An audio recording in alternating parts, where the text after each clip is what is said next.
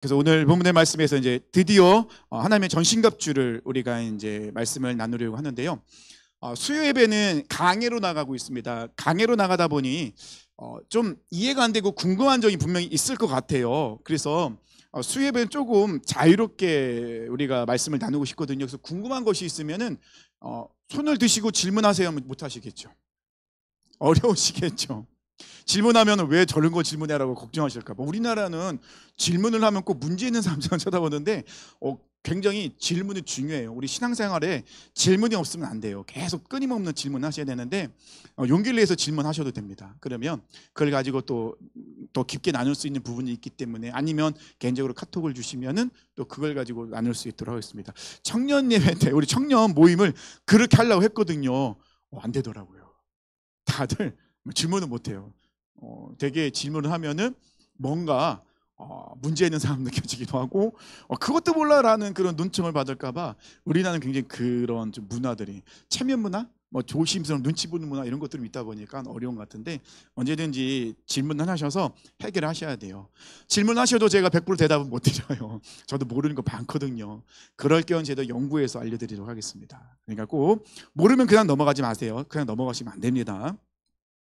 에베소서는 교회론입니다. 지금 교회론의 마지막, 이제 사도 바울이 교회는 교회 머리는 예수 그리스도이시고 우리는 주님의 몸된 교회를 이루는 각 지체들이다. 근데 이 지체들은 서로 연결되어 있고 하나가 돼요. 우리 지체 같은 경우도 뭐 손, 발, 눈 각각 다르지만 연결되어 있어요. 제가 저번에 한번 퀴즈 문제를 드린 적이 있는데, 우리 신체 중에 이 신체가 내 손이 아프다라는 것을 어떻게 알 수 있을까요? 제가 질문을 드렸었는데 혹시 기억나세요? 정답이? 왜 이 손이 아프다라는 것을 내가 어떻게 알 수 있을까요? 예? 뇌로. 어떻게 뇌로 인지할 수 있을까요? 이게 아픈 것이. 시각이요? 그렇죠. 시각으로 들 수 있는데 벌써 예? 고통이 왔다는 건 뭐냐면요, 내 신체가 달려있다는 것이 느껴지면. 손가락이 느껴지잖아요. 우리 평상시에 손가락 안 느껴져요. 예. 무의식적으로 손가락 내리고 있으면 손가락이 내 손에 달려있다는 느낌이 없어요. 그죠? 근데 손가락이 내 손에 달렸다는 느낌이 온다는 것은요, 손가락이 다치거나 아프다는 증상이에요. 위가 아프다는 거 어떻게 느끼세요? 위가 느껴지는 거예요. 그러면 내 뇌가 아프다는 신호가 왔다는 겁니다. 우리는, 이 신체는요, 하나로 연결되어 있어요. 모든 것이 다 기가 막히게 연결되어 있습니다. 진짜 서로 다른데 연결되어 있어요. 근데 이게 느껴진다는 것은 어찌 보면 한마디로는 튄다라고도 이야기할 수 있을까요? 조금? 교회 안에 보면은 좀 그런 분, 독특한 분도 계시고 조금 문제를 일으킨 분도 계실 수도 있어요. 물론 다 그런 건 아닌데, 그런 분들 같은 경우는 대부분 어떤 분이냐면 나 아파요라고 외치는 분들. 나 아파요. 나에게 관심 가져주시고 좀 기도해 주시면 좋겠습니다. 다 그런 건 아닌데 대부분 그런 분들은 그런 것을 표현하고 있는 거예요. 사춘기 아이들이 그렇잖아요. 나 지금 아파요. 나 지금 사랑 고파요. 내가 고슴도 치지만 제발 안아주세요. 안아주면 또 귀찮다고 저리 가래요. 근데 또 안아달래요. 교회는 연결되어 있는데 우리 너무 다르잖아요.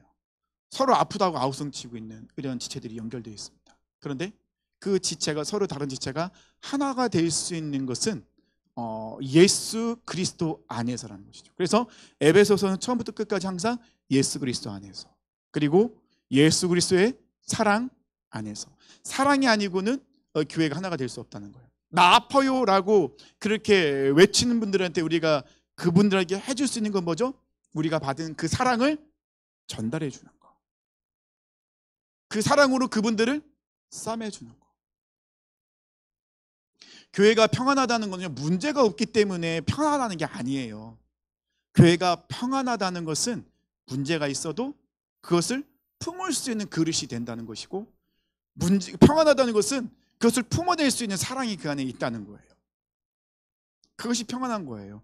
교회 안에는요 문제가 없을 수가 없어요. 그렇잖아요. 지금 여기 앉아 계신 분들 뭐 한 20명 넘게 오셨는데 다 다르거든요. 이 20명, 저와 아내는 지금 벌써 20년이 넘게 살았지만 지금도 깜짝깜짝 놀라는 새롭게 알아가는 사실들이 있어요. 왜 그렇게 눈을 쳐다보세요? 우리는 아무리 오래 살아도 모르는 것들이 많고 다르단 말이에요. 그럼 여기 앉아 계신 분이 다 생각이 다르고 학벌이 다르고 경제 수준이 다르고 모든 게 뭐 건강 상태도 다르고 다 다르단 말이에요. 근데 이런 분들이 함께 모여 있으니 당연히 여러 가지 이야기가 나올 수도 있고 문제가 발생될 수 있어요.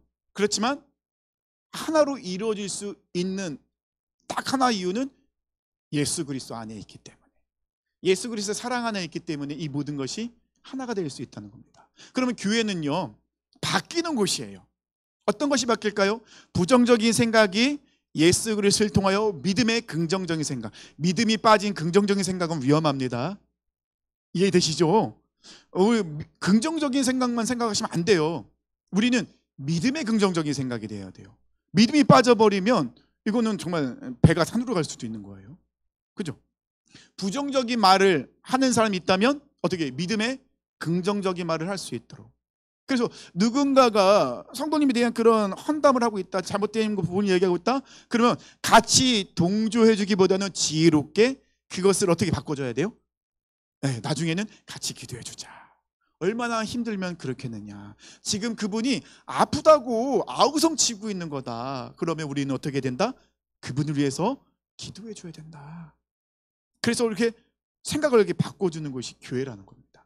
근데 이게 내 힘으로는 안 되잖아요. 그래서 예수 그리스도 안에서, 그리고 우리가 받은 사랑 안에서 그런 것들을 바꿔나가는 것이 교회다라는 것입니다. 평안하여 든든히 서간다는 것은 그런 말과 생각과 행동이 어떻게 해요? 예수 그리스도를 통하여 이 예수 그리스도의 사랑을 딱 통과하니까 그 모든 것이 바뀌더라는 겁니다. 그래서 예전에는 막 정죄하고 판단했던 사람이 예수 그리스도를 통하여 그 사랑을 통하여 변화되어서 품어주고 용납해주고, 그러면 이분이 예수 그리스도를 통해서 바뀌었는데, 그러면 이분이 예수님을 만날 수 있도록 누군가는 이분을 품어주고 기도해주고 기다려주는 사람이 있었다는 거예요. 그 사람이 없으면 이분이 예수님을 그렇게 통과하기가 어려워요. 그렇잖아요. 누군가 나를 품어주고 나를 위해서 기도해주고 나를 섬겨줬기 때문에 저분이 나에게 예수님의 사랑을 전해줬어, 이것을 느꼈을 때 이분이 바뀌는 거. 누군가가 해줬다는 것이죠. 그러면 교회가 평안해지는 것은 그런 누군가가 많아진다는 거예요. 많아진다는 건 결국 어떤 겁니까? 넓어지는 거예요. 교회가 크고 성도가 많다고 큰 교회가 아니라는 거예요. 우리도 큰 교회입니다. 네. 큰 교회를 우리가 가야 되죠. 큰 교회라는 것은 건물이 크고 성도가 많다고 그런 외적인 큰 게 아니라 우리가 얼마나 많은 상처받은 영혼들을 품어낼 수 있느냐, 우리가 그런 넓은 사랑의 마음을 갖고 있느냐, 이것이 중요하겠죠. 그래서 사도 바울은 계속해서 그 부분을 이야기했어요. 교회는 예수 그리스도 안에서 하나가 돼야 된다. 지체가 연결되기 때문에 손가락이 아프다고 해서 손가락 잘라버릴 수는 없잖아요. 그러면 안 되잖아요. 그럼 손가락이 아프면 온 신경이 손가락에 다 가 있어요. 왜? 손가락이 느껴지니까. 그죠? 그러면 이 손가락에 다 관심을 갖는, 어떻게 하면 이 손가락을 고칠 수 있을까? 그러면 이 손가락을 고치기 위해서 온 몸이 다 움직이는 거예요. 집중해서. 이것이 교회의 모습이라는 거예요. 사도 바울이 이야기한 교회론, 교회의 모습이죠. 자, 그런데 교회가 그런 모습인데 우리가 그런 교회로서 아름답게 세워졌다면 이 교회는 우리끼리만 있으면 안 되는 곳이에요. 왜냐하면 교회는 어떻게 해요? 움직여야 돼요. 교회는 세상으로 나가야 돼요. 왜냐하면 예수님께서 우리에게 명령하셨어요. 예루살렘 교회가 움직이진 않았어요. 성령 충만했어요. 막 성도들이 막 늘어납니다. 3,000명, 5,000명 회개하고 성도들이 막 모이기 시작합니다. 근데 문제는 뭐죠? 예루살렘 안에만 있어요. 안 나가요. 그래서 하나님께서 선택하신 방법이 뭐죠? 전혀 우리가 생각하지 못했던 핍박이에요. 왜 하나님은 그 핍박이라는 그런 방법으로 이 예루살렘 교회를 흩으셨을까? 흩으신 거는요, 이 예루살렘 성도들이 세상으로 나가지 않았기 때문에 강제적으로 하나님께서 세상으로 파송시켜 버린 거예요. 나가라고. 우리들끼리 그냥 이 좋아서 막 이 안에서 그렇게 살아가는 것이 아니라 우리는 세상으로 나가야 되는 거죠. 그것이 바로 교회다. 교회가 세상으로 나가지 않으면, 교회가 빛을 내지 않으면, 빛이 등경이 있어야지 밑에 있으면 아무 소용이 없는 거잖아요. 소금이 짠맛을 잃으면 밟힐 뿐이에요. 그러면 이 교회는 빛이고 소금이기 때문에 나가야 돼요. 나가서 세상에 나가서 비춰줘야 되고, 그리고 여러 곳에 소금은 들어가서 녹아져야지 사명을 감당하는 거예요. 소금이 안 녹으면 소용없잖아요. 짠맛을 낼 수가 없잖아요. 소금은 녹아져야 돼요. 죽어야 돼요. 그래야지 그곳 가운데 변화시킬 수 있다는 겁니다. 교회는 그런 것이다. 그런데 세상은 만만치가 않아요. 세상은 우리 교회를 거부해요. 왜냐하면 지금 세상은 어둠의 권세 잡은 자들이 지금도 쥐락펴락하고 있기 때문에. 결국은 하나님께서 그들을 반드시 심판하십니다. 백보자 심판이 있을 때는 모든 것이 다 끝납니다. 근데 우리 하나님께서 백보자 심판을 하시기 전까지는 사탄은 여전히 우리를 공격할 것이고, 교회를 공격할 것이고, 세상으로 나오지 못하도록 막을 것이고, 세상에 나와 있는 교회가 교회답게 활동하지 못하도록, 복음을 전하지 못하도록 방해할 것입니다. 그것을 알기 있기 때문에 이 사도 바울은요, 우리에게 명령하죠. 하나님의 전신갑주를 입으라. 우리의 대적은요, 나를 힘들게 하는 사람이 아닙니다. 그 사람 뒤에서 조종하고 있는 어둠의 영들. 지난주에 말씀드렸잖아요. 사탄도 계급이 있다고요. 되게 조직화되어 있다고요. 그래서 조직적으로 우리를 공격하기 때문에 우리 또한 조직적으로 그런 것을 방어할 필요가 있어요. 그래서 이 하나님의 전신갑주를 입으라는 군대적 용어가 된다는 것입니다. 근데 우리가 하는 전쟁은 총과 칼로 하는 전쟁이 아니라는 거예요. 눈에 보이지 않는 전쟁이기 때문에 영적 전투라는 것입니다. 근데 이 영적 전투는 한 번 싸우고 끝나는 것이 아니에요. 이 영적 전투는 우리가 예수님이 오시는 그 날까지 싸워야 될 전투라는 겁니다. 끊임없이 싸워야 돼요. 그래서 사도 바울은요, 11절과 13절에 반복해서 하나님의 전신갑주로 중무장하라는 거예요. 대충 입지 말라는 거예요. 완벽하게 갖추라는 겁니다. 마귀는 포기하지 않습니다. 그리고 마귀는요, 지치지도 않아요. 그리고 마귀는 엄청 지혜롭고 간교해요.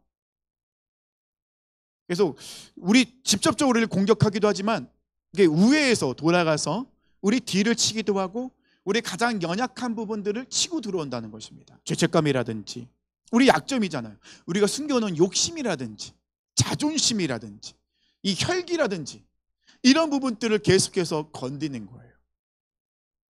저 같은 경우도 굉장히 많이 넘어졌죠. 저의 약점은 저희 아버지였어요. 저희 아버지에 대한 미움과 혈기였어요.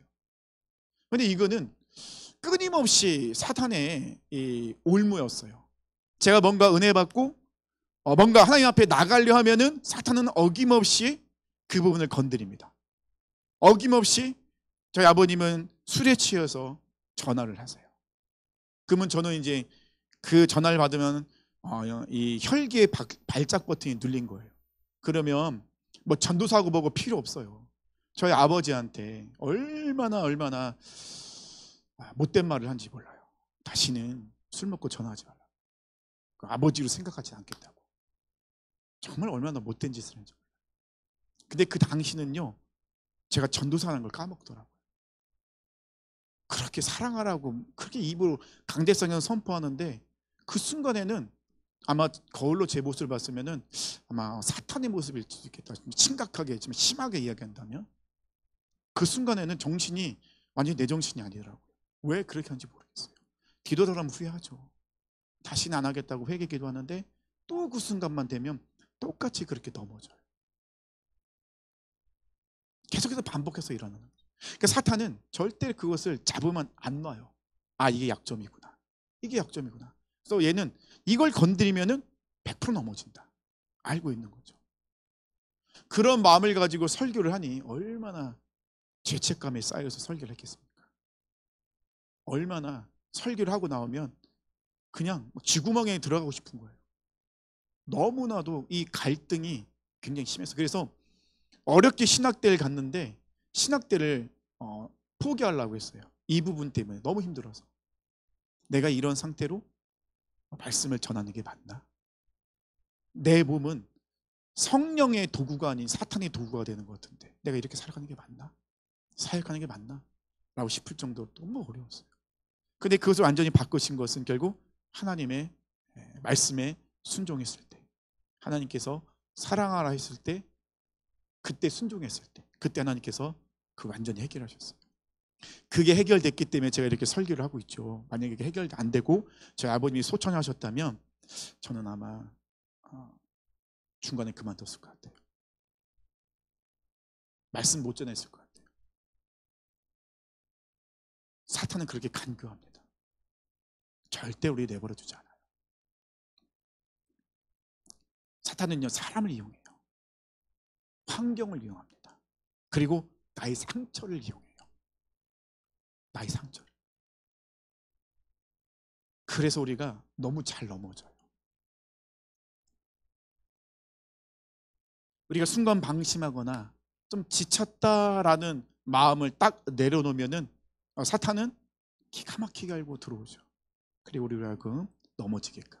베드로 사도가 주는 그리스도여 살아계신 하나님의 아들입니다라는 놀라운 신앙 고백을 했을 때, 그때 우리 예수님이 칭찬하시다는 바요너 시몬아 네가 복이 있도다. 이것을 알게 한 것은 내 육이 아니로 성령의 하여금 너희가 이것을 고백하게 했다. 이렇게 예수님이 말씀하시잖아요.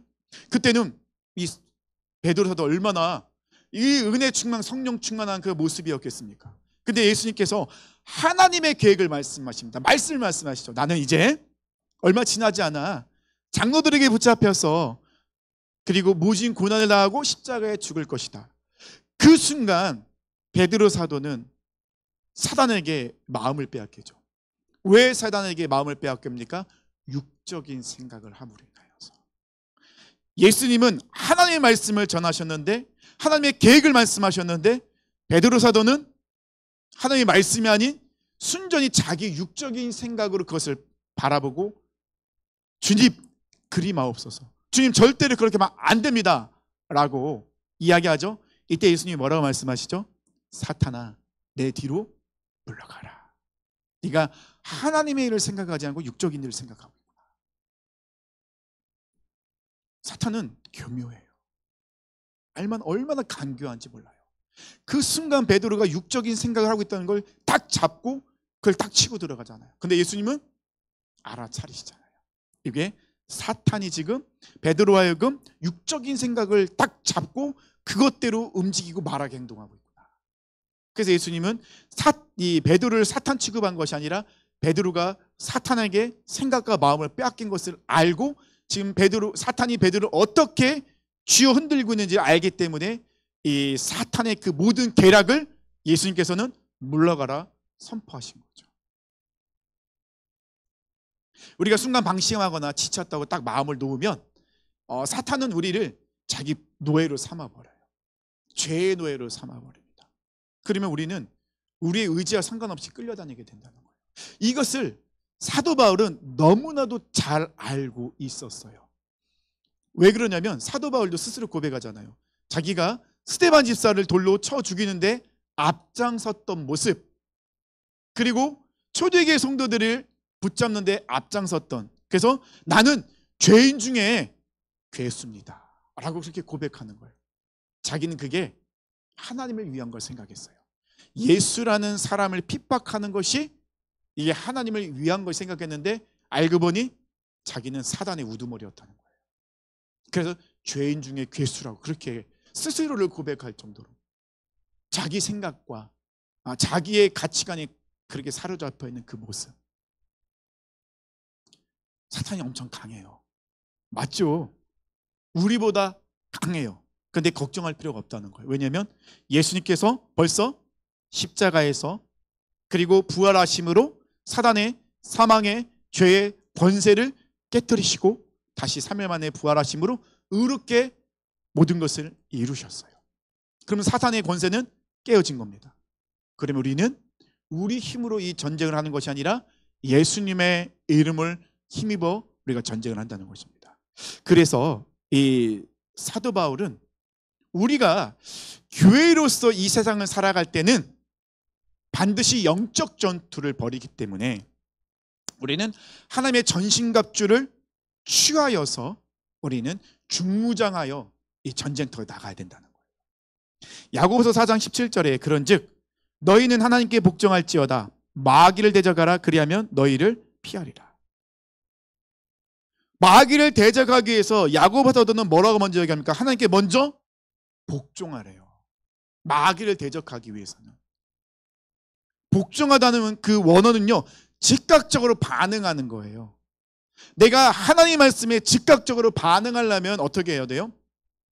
내 주인의 자리에 하나님이 계셔야 돼요. 내 삶에, 내 마음에 그 주인의 자리에 내가 앉아 있으면 즉각적 순종 못 합니다. 나는 낮은 자리에 내려와 있어야 되고, 우리 하나님께서 그 내 삶에, 내 인생에, 내 마음에 그 주인의 자리에 앉아 계셔서 그 주인이신 하나님 말씀하실 때 우리는 즉각적으로 순종할 수 있다는 거예요. 이 관계가 되어야지만이 마귀를 대적할 수 있다고 야고보 사도는 분명히 우리에게 이야기하고 있어요. 더 깊게 얘기하면요, 우리 모든 삶은 하나님의 섭리 안에서 이루어지고 있다는 확신과 믿음의 선포를 가지고 우리가 살아갈 때 우리는 마귀를 대적할 수 있는 힘을 얻을 수 있는 거예요. 이 힘은 우리에게 다 놓은 거 아닙니다. 하나님이 우리에게 주셔야 된다는 것이죠. 마귀의 특성이 있어요. 제가 지금 설교를, 주일 설교를 좀 고민하고 있는 게 이 좀 사탄의 이런 부분에 대해서 조금 좀 말씀 나눌까라고 준비하는 지금 하고 있거든요. 우리 그 교회 도서관에 좋은 책이 하나 있더라고요. 갑자기 까먹네. 스크루테이프의 편지라는, 이게 C.S. 루이스 이 변증학자가 마귀, 그러니까 사탄, 악마의 관점에서 편지를 쓴 거예요. 근데 이 책을 읽어보니까 정말 우리가 한 번쯤은 깊게 생각해야 될 문제이기도 하더라고요. 그래서 한번 요거를 좀 이 책을 중심으로 해서, 물론 이 텍스트는 성경이죠. 근데 이걸 중심으로 해서 한번 우리가 말씀을 좀 나눠보고 고민하면 좋겠다. 나중에 이 책도 한번 읽어보세요. 한번 굉장히 찔리는 게 많아요. 우리가 좀 그런 것들을, 사탄이 우리를 어떻게 공격하고 있고, 우리를 어떻게 유혹하고 있고, 우리를 무너뜨리고 있는지, 이런 부분들을 우리가 알지 못하면 이게 지금 사탄이 나를 공격하는지, 내가 지금 욕심대로 살고 있는지 헷갈린다는 것입니다. 자, 이제는 그래서 우리가 마귀를 대적해야 되는데, 마귀 특징 중에 하나가 뭐냐면요, 강약 약강이에요. 무슨 말인지 아시죠? 강한 자에게는 약해요. 여기잖아요. 아까 야고보서 말씀 나오잖아요. 대적하라. 대적하는 자에게는 어떻게 해요? 피한대요. 강한 자에게는 약해요. 근데 약한 자에게는 무한히 강해요. 근데 문제는 우리가 약하다는 거예요. 사탄이 볼 때도 우리는 밥이에요. 약해요. 근데 우리 주님은 강하시잖아요. 그러면 우리는 우리 약한 우리 힘으로 사탄을 대적하는 것이 아니라 예수 그리스도의 이름으로 사탄을 대적하여 나간다는 것이죠. 그래서 사도 바울은 전신갑주로 내 모든 것을 완전히 무장해야 된다라고 계속해서 말씀하고 있다는 것입니다. 하나님의 전신갑주는요, 에베소서 나와 있는 사도 바울이 먼저 얘기한 게 아니에요. 이사야 59장 17절에 보면요, 강한 용사이신 하나님의 모습이 나와요. 이사야 59장 17절 말씀 제가 읽어드릴게요. 공의를 갑옷으로 삼으시며 구원을 자기의 머리에 써서 투구로 삼으시며 보복을 속옷으로 삼으시며 열심을 입어 겉옷으로 삼으시고. 이게 하나님의 모습을 지금 이사야가 묘사한 거예요. 하나님께 친히 전신갑주로, 그러니까 이 전신갑주는 하나님의 성품이에요. 하나님의 전신갑주로 무장하셔서 대적들과 싸우기 위해서 앞장서신 전사이신 모습을 딱 이사야 선지자는 이 59장에서 말씀하고 선포하고 있습니다. 우리 하나님께서도 이렇게 전사로 앞장서서 계시다는 것입니다. 그러면 우리도 하나님께서 두르신 이 하나님의 그 전신갑주를 취할 때 우리가 이 전쟁 가운데서 승리할 수 있다, 사도 바울은 그것을 말씀하고 있거든요. 그래서 11장에서는 하나님의 전신갑주를 입으라고 얘기해요. 그리고 나서 마귀가 어떤 존재인지 그것을 이야기하거든요. 그래서 13장에서는 하나님의 전신갑주를 취하라고 단어가 바뀌어요. 입으라는 단어보다 취하라는 단어는 더 적극적이고 강력한 것을 이야기합니다. 우리의 대적이 어떤 존재인지 알았지 않느냐? 그렇다면 이제는 입는 것이 아니라 적극적으로 내가 나서서 하나님의 그 전신갑주를 내가 취해서 그것으로 무장해야 된다는 것입니다. 가만히 있으면 안 된다는 거예요. 우리가 하나님 앞으로 더 가까이 나가야 된다는 거죠. 자, 그런 것을 이제 염두에 두시고요. 전신갑주 하나씩 한번 알아보도록 하겠습니다. 자, 14절부터 나오죠. 13절에 보니까 그러므로 하나님의 전신갑주를 취하라. 이는 악한 날에 너희가 능히 대적하고 모든 일을 행한 후에 서기 위함이라. 자, 우리는 믿음 안에 전신갑주를 입고 서 있어야 돼요. 쓰러지거나 넘어지면 안 됩니다. 반드시 서 있으라고 했습니다. 이게 서 있는 게 굉장히 중요합니다. 그러면서 14절 그런즉 서서라고 또 나오죠. 서서 진리로 너희 허리띠를 띠고. 가장 먼저 우리가 취해야 될 전신갑주는 뭐죠? 진리의 허리띠예요. 근데 이 진리의 허리띠는요, 원어적으로 보면 허리띠, 이 띠라는 단어는 없어요. 원어적으로 보면요, 허리를 졸라매다예요. 꽉 조이다라는 뜻이에요. 그래서 원어적인 해석을 보면요, 진리로 여러분의 허리를 동이십시오.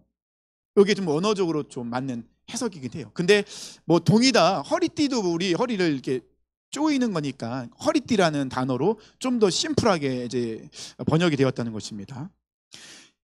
우리가 허리띠를 하는 이유가 뭐죠? 특히 이제 운동선수 중에 허리띠를 굉장히 중요하게 하는 역도. 역도는 어떤 경기죠? 무거운 이 바벨, 이걸 들어야 돼요. 역도 선수들은 이 무거운 이 바벨을 들기 위해서 무엇을 하죠? 허리를 딱 조입니다. 허리를 조이는 이유는요, 몸이 흔들리지 않고 중심을 잘 잡고 힘을 집중하기 위해서. 우리에게 가장 중요한 부분이 허리잖아요. 허리가 다치면 사람이 서 있지 못하죠. 아무 힘을 쓸 수가 없어요. 뭐 식물인간이 되는, 누워 있어야 되는 그런 상황이잖아요. 그러면 우리의 인생의 중심을 잡아줄 수 있는 것은 진리라는 거예요. 진리가 우리의 중심을 잡아줍니다. 그래서 가장 먼저 우리는 진리로 중심을 잡아야 돼요. 진리는 뭐 하나님의 전신갑주는 다 예수 그리스도를 통하겠네. 내가 곧 길이요 진리요 생명이니. 진리는 예수 그리스도이시라는 거예요. 그래서 우리 삶의 중심, 우리 삶의 중심을 잡아주시는 분은 바로 예수 그리스도인데, 예수님이 내 삶의 이 모든 것의 중심을 잡아주시는 거예요. 그러면 우리 모든 삶은 우리 예수님 중심의 삶을 살아야 된다는 겁니다. 그래야지 싸움을, 이 하나님의 전신갑주를 입기 위한 준비 작업이 들어가는 거예요. 그러니까 시작부터 예수 그리스도의 진리의 허리띠로 나를 딱 중심을 잡고 서 있어야 돼요. 그렇잖아요. 우리가 누워있으면 갑옷을 못 입죠. 누워있는데 어떻게 입겠습니까? 입을 수가 없죠. 입으려면 어떻게 해요? 서 있어야 되는데, 견고하게 서 있는 중심을 잡기 위해서는 진리가 우리 안에 있어야 되는 거예요. 진리가 있을 때 우리는 믿음 안에 굳건히 서 있는, 그래서 무장할 수 있는 거예요. 예수 그리스도의 진리가 우리 안에 있지 않으면 우리는 중심을 잡을 수가 없어요. 중심을 잡을 수 없다는 것은 왔다 갔다 한다는 거예요. 모든 운동선수들이 정말 중요하게 여기는 게 뭐죠? 흔들리지 않는 거예요. 몸이 흔들리지 않는 거예요. 몸이 흔들리면 원하는 결과를 얻을 수 없다는 거예요. 그래서 항상 운동선수들이 항상 제일 중요하게 하는 것은 중심을 잘 잡는 거. 우리 인생도 똑같아요. 우리 인생도 중심을 잘 잡아야 돼요. 그렇지 않으면 이리저리 왔다 갔다 할 수밖에 없죠. 이 길로 갔다 저 길로 갔다가, 이런 이야기에 빠졌다가 저런 이야기에 빠졌다가, 우리가 딱 중심을 잡고 이 예수님께서 말씀하신 좁은 길로 갈 수 있는 것은 진리이신 예수 그리스도가 우리의 중심을 잡아주시기 때문에, 그랬기 때문에 우리는 그 길을 갈 수 있다는 것입니다. 진리신 예수님의 허리띠를 띠면 우리가 흔들리지 않기 때문에 사단의 이 유혹과 미혹과 거짓에 넘어지지 않는다는 것입니다. 그래서 사도 바울은 가장 먼저 우리가 서 있기 위해서, 믿음 안에 굳건히 서 있기 위해서, 전신갑주를 취하기 위해서는 가장 먼저 예수 그리스도의 그 진리로 우리 허리를 동여매야 된다는 것입니다. 꽉 조여매야 돼요. 그래야지만이 우리가 굳건히 서 있을 수 있다라고 사도 바울은 우리에게 말씀하고 있습니다. 두 번째는 뭐냐면요,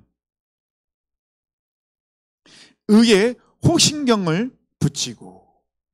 호신경은 어떤 건지 아죠? 우리 이 몸통을 보호하는 거예요. 그래서 이 당시에 군인들은 노스로 되어 있는 이 철판 같은 거로 우리 이 목 밑으로 해서 이 허벅지 위에까지를 두릅니다. 그러면 우리 안에 있는 심장, 폐, 간, 이런 내장을 다 보호하게 되죠. 근데 이 호신경은 어떻게 이루어져 있다고요? 의로 이루어져 있어요. 발음이 의의 호신경이에요. 근데 의는요, 원어적으로 보면 디카이오시네예요. 하나님 앞에 올바르고 정결한 그런 모습. 근데 우리가 착각하는 것은요, 이 의는요, 우리의 착한 행실에서 나오는 게 결코 아니에요. 하나님의 은혜로 주어진 예수 그리스도를 통하여 우리가 의롭게 되는 거예요. 우리는 우리 노력으로 의롭다 하심을 받을 수 없어요. 이 신칭의죠. 믿음으로 말미암아 의롭다 하심을 받았느니라. 예수 그리스도를 통하여 우리는 의인이 되었어요.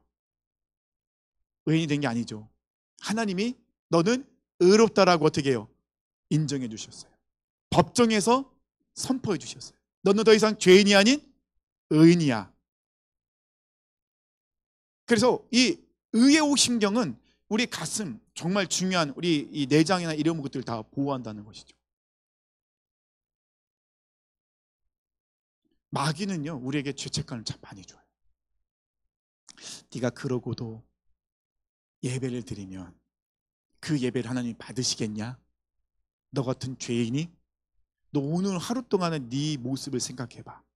너 어떤 말 했는지, 너 무엇을 보고 있는지, 너 무슨 것을 듣고 있는지, 너 어떤 행동을 했는지 잘 봐봐.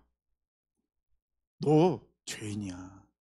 네가 그러고도 하나님 앞에 나가면 하나님이 그걸 받아주시겠어? 마귀가 얼마나 속삭인지 몰라요. 그러면 이 죄책감은 우리 마음을 무너뜨려요. 마음이 무너지게 되면은 자포자기 해버리죠. 에라 모르겠다. 나는 이런 사람인데 난 원래 이랬어. 이러다 보면은 하나님 앞에 나가지 못하는. 그러니까 의에 호신경을 붙인다는 것은 우리가 우리 스스로를 의롭다 칭할 수 없어요. 그러면 우리를 의롭게 만드신 예수 그리스도가 우리 안에 그걸 다 막아주시는 거예요. 사단의 죄책감. 맞아. 나는 죄인이야. 그래서 나는 예수님이 필요해. 난 그래서 예수의 이름을 부르며 나가는 거야. 난 그래서 예수의 이름으로 회개하며 나가. 그러니까 나는 나를 보호할 수 없죠. 내 마음을 지킬 수가 없죠. 하지만 예수 그리스도를 통하여 우리가 의인 되었기 때문에 그 예수 그리스도의 이름으로 그 모든 것을 다 막아낼 수 있고 사탄의 거짓말을 대적할 수 있다는 거예요. 그래서 우리 에베소서 5장 9절에서도요. 이렇게 의인의 모습으로 빛의 열매를 맺게 된다는 말씀이 나와 있잖아요. 우리가 의롭기 때문에 열매를 맺을 수 있는 것이 아니라 의로우신 그 예수님이 내 안에 계시고 예수님이 나와 함께 하시기에 우리가 예수님을 통하여 빛의 열매를 맺을 수 있는 거예요. 왜냐하면 빛이신 예수님이 우리 안에 들어왔으니까요. 그 예수님이 나의 모든 것들을 보호해 주시고 나를 의롭다 칭해 주시기 때문에 우리가 의로운 삶을 살아낼 수 있는 거죠. 그래서 사도 바울은 이 예수님의 그 의를 예수님이 통한 그 구원을 통하여 우리는 의롭다 칭함을 받았기 때문에 그것을 붙이고 살라는 거예요. 그게 있어야지만 우리를 보호할 수가 있는 거예요. 예수님이 아니고는 우리는 그런 것에서 자유로울 수 없어요. 예수님이 아니고는 우리가 죄책감에서 벗어날 수 없죠. 그래서 우리는 그것을 꼭 기억해야 돼요. 예수님이 아니면 우리는 의인이 될 수 없다. 예수님만이 우리를 의롭게 하시는 분이시다 라는 것을 기억하셔야 됩니다. 세 번째인데요. 이게 세 번째까지 하고 오늘은 좀 말씀이 끝나야 될 것 같아요. 세 번째는요, 평안의 복음에 준비한 것으로 신을 신고. 근데 왜 복음은 신으로 비유가 됐을까요? 복음은? 네? 살아내야 되니까 그럴 수 있을 거예요. 그리고 전해야 되니까 그렇겠죠. 이사야 52장 7절에 좋은 소식을 전하며 평화를 공포하며 복된 소식을 가져오며 구원을 공포하며 시온을 향하여 이르기를 내 하나님이 통치하신다 하는 자의 산을 넘는 발이 어찌 그리 아름다운가. 그래서 이 이사야서에서는요, 복음과 평화와 발을 어떻게 해요? 연결시켰어요.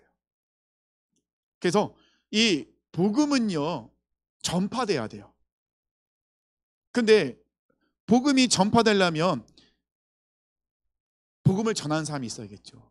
그래서 복음은 전해져야 되기 때문에, 그리고 복음을 전하는 우리가 그런 삶을 살아내야 하기 때문에 이것은 이 발과 연관을 시켜서 복음의 평안의 복음이 준비한 신으로 비유되고 있다는 것입니다. 그러니까 복음의 신을 신화된다는 것입니다. 자, 지금은 전신갑주예요. 전신갑주는 군인을 무장시키는 겁니다. 자, 군인은 어떻게 해야 되죠? 전쟁터로 나가야 돼요. 그럼 전쟁터로 나갈 때 지금은 이제 옛날같이 다르게 지금은 이제 차도 있고 비행기도 있고 해서 하지만 그래도 군인은 이동을 해야 돼요. 근데 군인들이 이동할 때는 그 군인들이 가는 그 길은 평평한 대로는 아니었어요. 험한 산도 넘어가야 되고요. 울퉁불퉁한 것도 있고 또 장애물이 있는 곳도 지나가야 돼요. 근데 이 군인들이 신을 신고 있지 않는다면 군인들이 이동을 할 수 있을까요? 못 가죠. 싸우러 가기 전에 발에 신이 없으면 벌써 군인들은 가지도 못하고 주저앉아 버릴 수밖에 없죠. 복음이 전포되는 것은 최전방이에요. 굉장히 큰 장애물도 있고 공격도 심하고 또 멀리 이동을 해야 돼요. 끊임없이 계속해서 이동을 해야 됩니다. 사단이 공격하는 곳으로 계속 군인들이 가야 돼요. 그 전쟁에 앞장서 싸워야 되니, 그러니 이 복음의 신을 신어야 되는 겁니다. 근데 이 복음의 신은 어떤 신이라고요? 평화, 평강, 평안을 우리에게 주는 거예요. 전쟁터로 나가면 두렵죠. 무섭기도 하고 언제 어디서 적이 나를 공격할지 모르고 내가 어떻게 죽을 수도 있고 살 수도 있고 정말 무서운 거잖아요. 우리나라 영화 중에 고지전이라는 영화가 있습니다.